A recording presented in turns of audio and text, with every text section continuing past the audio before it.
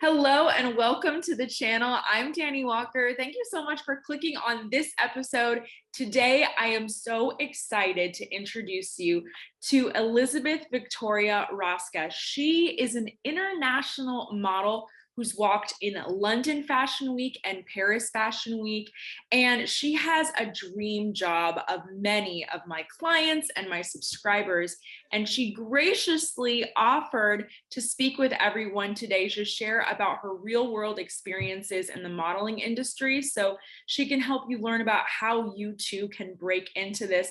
Elizabeth, thank you so much for joining us. Can you please share a little bit more about yourself and some of the designers and brands that you've worked with in the past? Thank you so much for having me, Dani. I'm so excited about this. So, I'm Elizabeth. I am an international model, as you said, and I've recently worked for Michael Cinco during Paris Fashion Week. And I am a regular of Fashion Weeks. I've done London, as you said, I've done Dubai, and obviously Paris. And I've been featured in magazines such as Harper's Bazaar, Vogue, Elle, and Marie Claire. And I'm really excited to be here today to talk more about what it's like to be an international runway model. You can follow me on Instagram at Elizabeth R. Victoria, and if you have any questions about modeling, you can hit me up. Amazing, amazing. Oh my gosh, those are some incredible names, very prestigious. You've worked everywhere in this modeling industry. And I'm so glad that you reached out to me because I had done an episode in the past about modeling scams. And that's something that if anybody who's watching this episode wants to see, you can check that out as well. Because I feel like so many aspiring models really they do get scammed when things aren't legitimate in modeling, and that's kind of easy to do if you don't have experience. That's why I thought that this episode would be so great.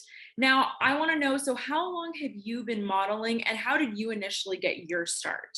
I've been modeling for almost 10 years. I started when I was 14 years old, which is very young looking back. I thought I was really mature, but I wasn't. I was discovered by Elite Model Look. It's an international model contest held by elite models.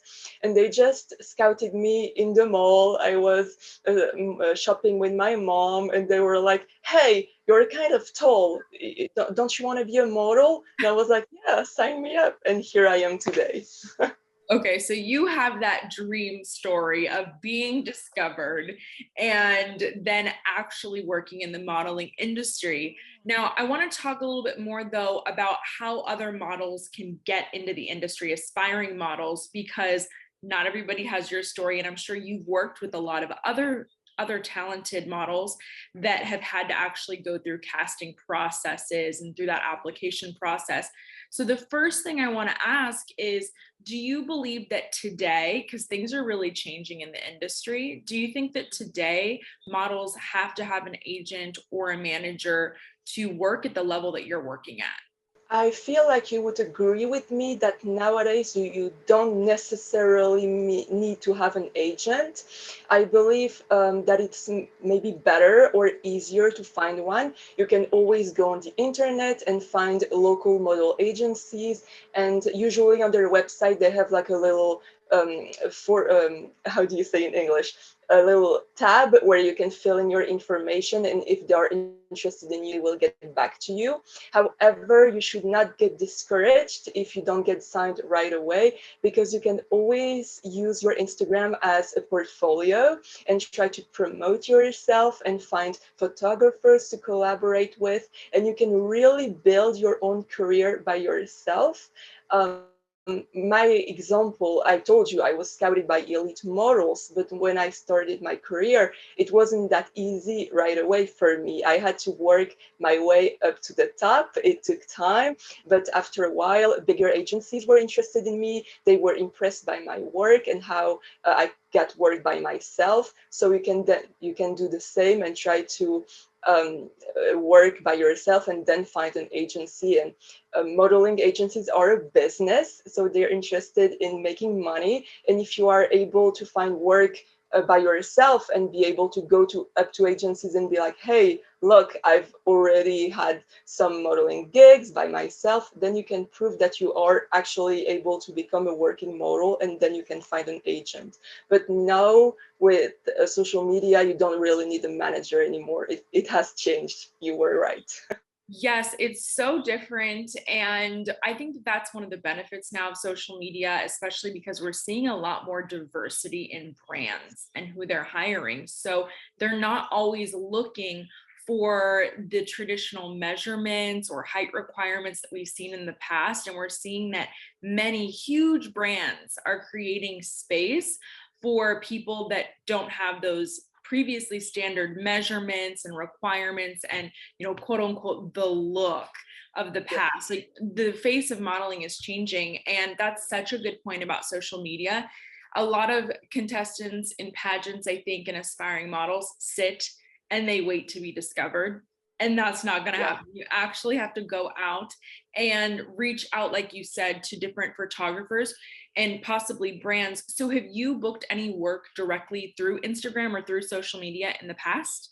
Yes, actually, I really noticed a difference between before I had an Instagram page and after. Now that I can promote my work and show who I've worked with, designers are more inclined to book me. Now that I've worked for Michael Cinco, everything has changed. I gained followers, I gained more jobs. Everybody is interested in booking me and working with me, because once you get chosen by one particular designer, someone who is highly regarded, all of a sudden everyone else is like, hey, I want her too. So yeah, social media really opens doors and is really a tool that you should be using as a model today. That makes so much sense. You're right. It puts you in demand. You need that one foot in the door. So, what do you think, though, when you see models that are just getting started? What do you think some of their biggest mistakes are when they're entering the modeling industry? As you mentioned before, a lot of models are just waiting to be discovered, but you are not going to get discovered that easily. You need to really take action daily towards achieving your goal of becoming an international runway model. Like, are you reaching out to agencies on Instagram? Are you looking what kind of photographers they're following, so you can like reach out to them and work with them and then get booked through the agencies? Maybe you can reach out to local fashion weeks around your area to see if they're not holding casting calls. You should really continue to build your career by yourself. And one of the biggest mistakes is to wait for things to happen. But no, you should not wait for things to happen to you. You should make them happen for you. And then the second mistake that a lot of models make is to copy a famous model walk. I know that you love Naomi Campbell's walk, right? You watch wow, you really watch the channel if you know I love Naomi. I'm a fan. So I'm amazed that I'm now myself in your video. I can't believe. But yeah, I know that you love Naomi, and a lot of models are watching these 90s runway compilations, right? And it's very tempting to imitate them, to imitate the models that you see. But the problem is that these models, they have their very own signature walk. You know what I'm talking about, like Catriona Gray, you know that's her walk, the lava walk, right? Yes. But you should craft your own walk and your own signature so that you can express yourself and your personality on the catwalk. Like, for example, when I walk for a designer, I always do, like at the end of the runway, when I do my turn, I always have that over the shoulder look. That's my thing.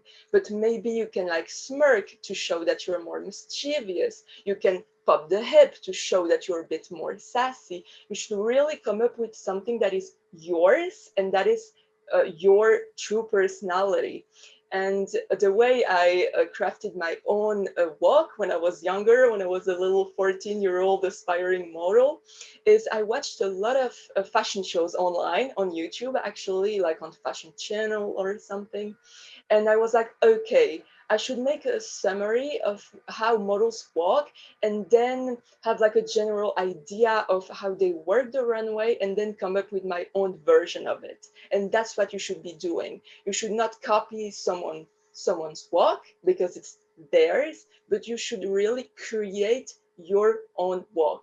Because as Oscar Wilde said, everyone, you should be yourself because everyone else is already taken. So your walk should be yours and only yours.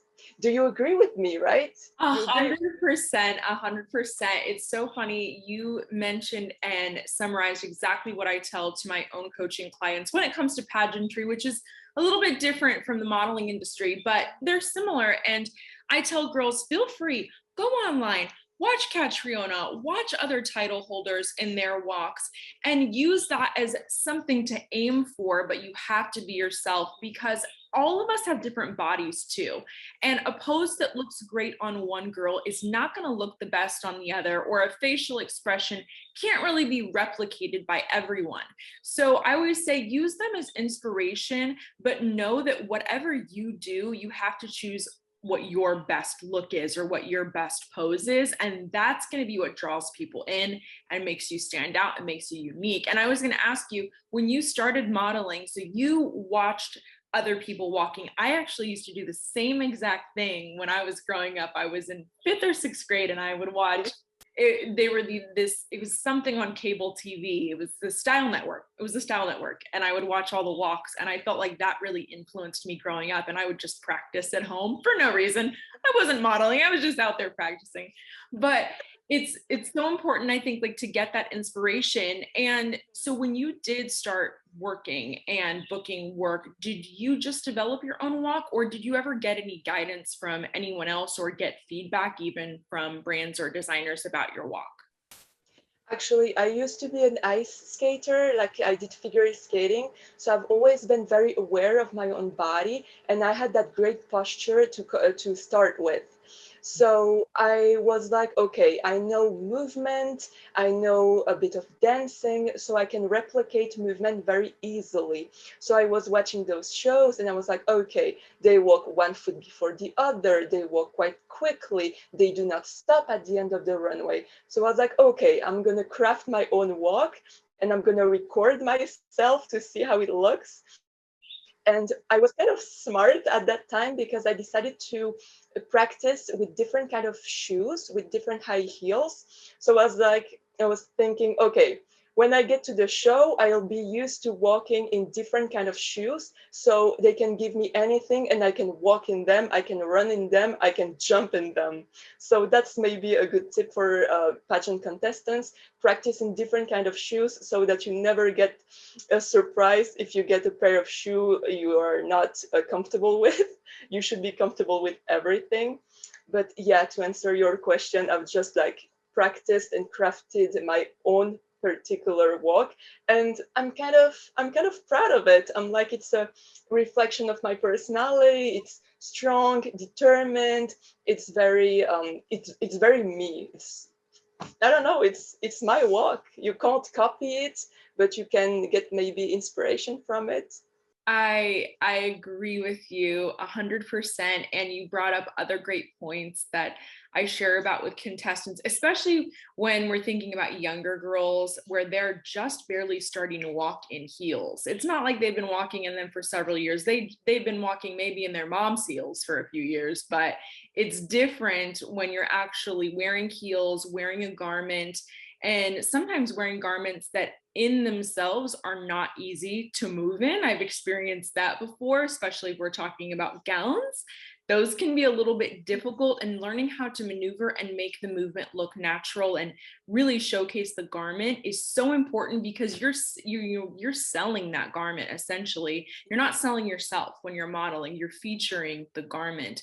And the point about trying on different shoes is one that I make all the time to contestants, because I tell them, if you're new to modeling, if you're new to wearing heels, sometimes it's best to start with the lower heel, get used to it until those heels basically feel like flats. And then you can work your way up and and start wearing heels that are more difficult to walk in. But I feel like a lot of contestants nowadays, they wear those big platform heels and that's what they're starting with.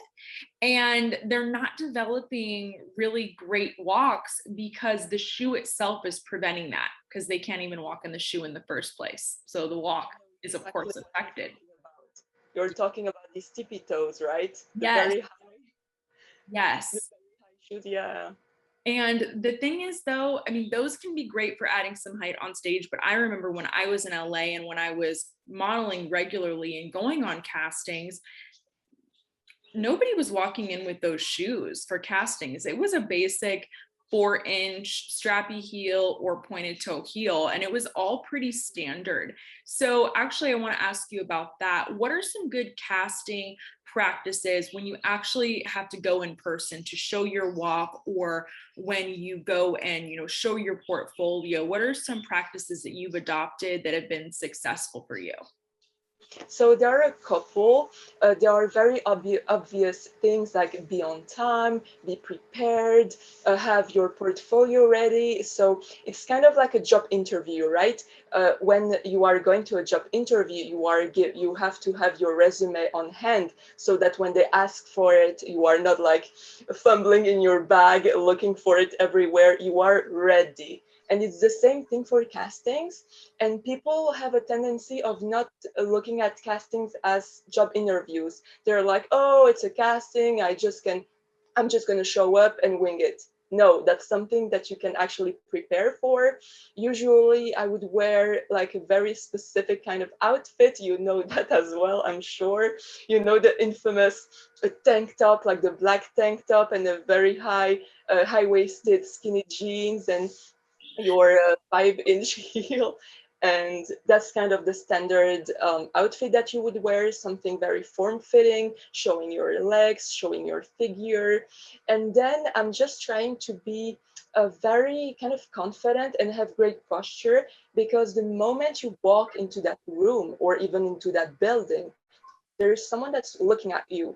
And it's kind of like in Miss Universe, where you are already always surrounded by people from the Miss Universe organization, like kind of watching everyone. You should be always on, because you never know who's looking at you, who's watching. So always have a great posture, always be nice to everybody, always walk with confidence. Even if you're just going to sit on some kind of on the bench waiting for your turn, you should like walk elegantly like a model, because you never know who's looking at you. That's such a good point, and that's something that contestants can take away from pageantry, having a sense of self-awareness. I would say that is so important, and that's something I always brought into castings, even if I'm on the shorter end. So I'm 5'7", but because of my walk, I've still been able to book things. And because I think the way that I carry myself, you're right, in castings and the relationships that you can build with people, being so self-aware. And the other thing I wanted to ask, though, in terms of hair and makeup, how do you wear your hair and makeup when you typically go to castings for a runway show? Or is that different from if you're going to a casting for a different type of project? Okay, so here I'm wearing kind of more like the pageant kind of beat, the kind of thing that you show on your channel or that a beauty queen would do. Like the hair and the makeup was inspired by what you do, because I just love pageantry. But for castings, it's actually very natural. I never do my hair when I show up to castings. I have naturally very curly hair, and I just let it air dry, and I just go to castings with my natural hair, because actually designers love my natural texture. And for makeup, usually they tell you not to wear any, but no one does that. Everyone is always wearing a bit of concealer, trying to look your best. For the Michael Cinco casting, actually, I was coming from a photo shoot, so I had a lot of makeup on my face, and I was like, oh my God, that's not casting makeup. But at the same time, I knew that he likes beauty queens, so I was like, okay, a bit heavier makeup is not gonna is not gonna make him feel like he should not book me. So I'm all right. But for castings, usually it's very natural, very undetectable, seamless. Like, oh, I'm not wearing any makeup. That's just how I wake up. That's the vibe you should go for. That's so true, because I can remember when I would go on castings, you made such a really important point about the natural hair, because I used to go same thing, and I have naturally straight hair. This is, my hair looks a little different if I air dry it, but pretty much this is my natural hair. And I can remember going to one specific casting, and they walked up to me, one of the people that was doing the casting, and they looked at me and they said, "Is that your real hair?" And I said, "Yes, this is my real hair." And apparently they had come across people who it wasn't. So they came up to me, and the casting director put their hand in the back of my head to check for extensions, to make sure. They were like, "Okay, so yeah, you're not lying," because girls will lie about that. And in modeling, it is so different. And I think that a lot of other people that I would see in castings come in overdone, and they want to see how you look without, because they can always add, you can always add makeup, they can always add extensions and all of those things. So that was so important that you mentioned that, because I've had some firsthand experience with them making sure, okay, is this you, this is really you. And the other thing I want to know, that I would love, I think, everybody to hear more about, is for shows like Michael Cinco, what has been your experience with that entire casting process? Is there anything you submit first virtually? Is it in person? How did you hear about this casting? And then once you book it and you actually show up on the day of, what is that process like, and how can you be best prepared for show day? Okay, so casting for Michael Cinco is a pretty big deal. And as I told you before, I love beauty pageants. So I've been a fan of Michael Cinco's designs for a very long time, as he is always dressing up like Miss Universe contestants or Miss Universe herself. And about 1 week before the show, I saw online that he was announcing that he was going to come to Paris. And I was just coming from London, because I had done London Fashion Week. And I was like, oh, I'm tired. I've done London. I want to go home, and I don't want to go to Paris. And then I saw that Michael was coming to Paris, and my heart just stopped. I was like, oh my God, I need to get in that show. I'm going to do everything in my might to get into that show. So I kind of asked around, used my network a little bit, and they were like, okay, the organization, the producer of the show is like, okay, you can come to the day before to the castings, and Michael Cinco is going to choose his models. So the day before the show, he chose the models. And that's kind of, it's not unheard of in the industry. It's pretty often, I feel like you know that and that you've experienced that, but in the modeling industry, it's pretty last minute, always. But the day before, I just showed up at 10 a.m. in Paris. It was in the American Cathedral. You can see on my Instagram, I've posted a lot of things about my Michael Cinco experience. And I was just with the other models waiting around. I was wearing my casting outfit, and I was actually wearing what I'm wearing now, like a brown bustier corset. And I was like, oh, maybe that's not a good idea to be wearing like a corset. I should have worn my typical tank top. But actually, when I got cast in the show, I was wearing a strapless dress. So he was inspired by what I was wearing on the casting. So sometimes it all works out. But we were waiting with the other models in the casting room for Michael Cinco and his team to show up. And I actually didn't think that Michael would come in person. I thought that he would just send his team, his casting director or something. And all of a sudden, I hear people telling us like, okay, Michael is going to be here in 5 minutes. And I was like, wait, what? He's coming here? He's going to see me? And he came with his team with 4 TV cameras, like television was there, the press, the media was there, his whole team was there. And I was there with the pre-selected models because it wasn't an open call. They had already like selected a couple models that they were like good enough to be in front of Michael. And then we had to walk one by one in front of Michael and his team. And after he saw everyone, his assistant came up to us and told us, like, go wait downstairs. He's now going to choose the models. And once he's decided, we are going to come tell you who he has picked. And you are going to try on the dresses for tomorrow's show. And so my heart was beating so fast. But at the moment they told me it's your turn to walk in front of him, I just had my model game on. I had my model face on. I was just ready. And I used a law of attraction. I know that a lot of pageant contestants use it as well, where when I was walking, I was thinking, I am a Michael Cinco model. I am walking for Michael Cinco.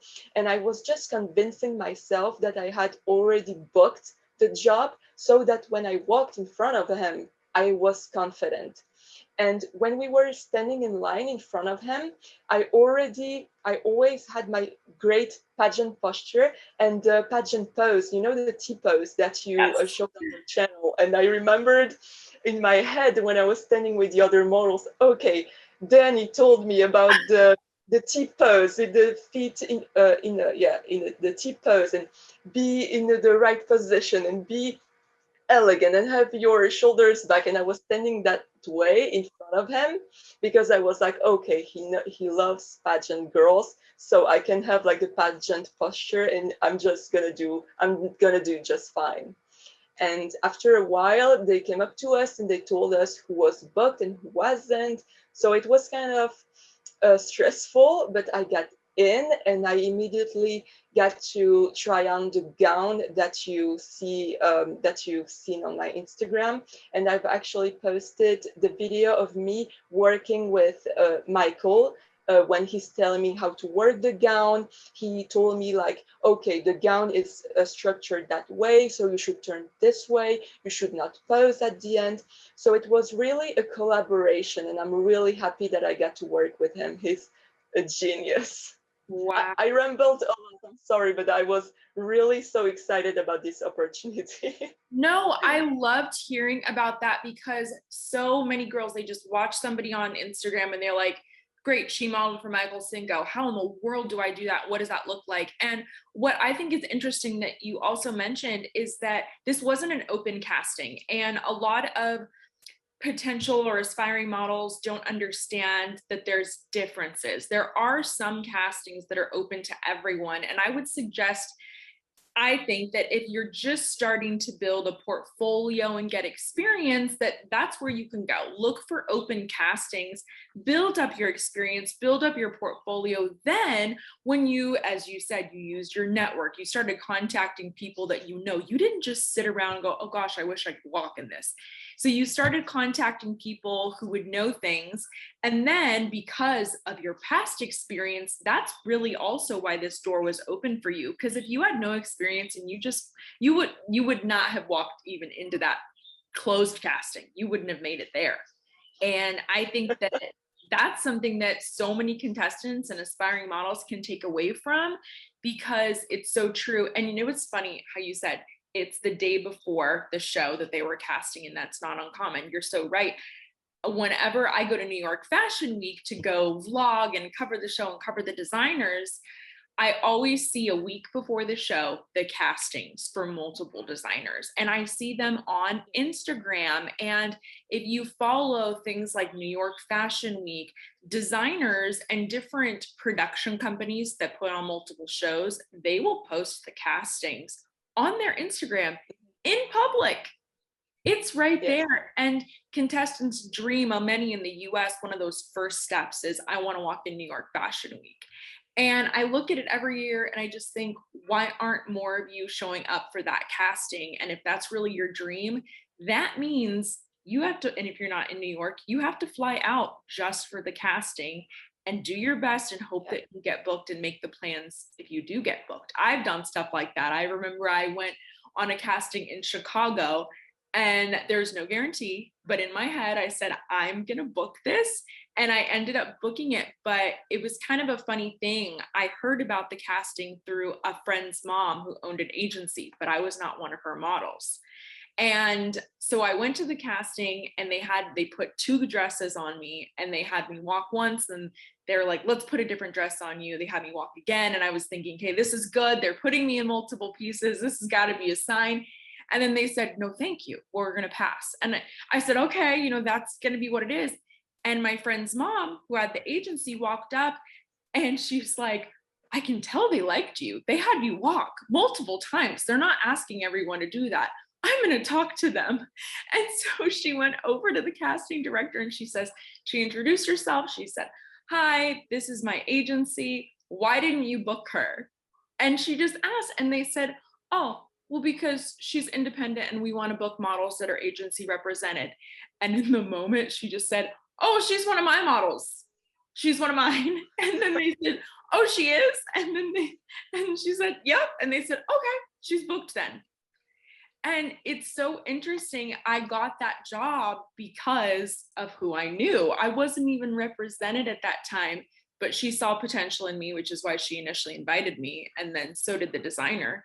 And then it all worked out in the end. But sometimes that's how stuff happens. That's how those doors open, building the relationships, showing up, getting there, and being perseverant regardless. Yep. Sometimes even if somebody says no, I would have personally walked away, but I thought it was funny that she went back and she's like, I knew they liked you, and I booked. And so that was kind of a fun little story. Now, I know that you, though, have more tips and more advice for everybody who's out there watching, and I would encourage them to follow you. If they missed it in the beginning, follow you on Instagram, follow you on social media. And you shared with me too that you wrote a book or a guide that can help models. Can you share more about that with everyone too? Yes, so I've always been really passionate about sharing my experience and my knowledge as an international model with people. So I decided to write free ebooks that everybody can download about like how to pose, how to become a model, how to walk as a model, and you can download them on my Instagram. It's going to be in the link in my bio. And I believe that knowledge is something that should be shared.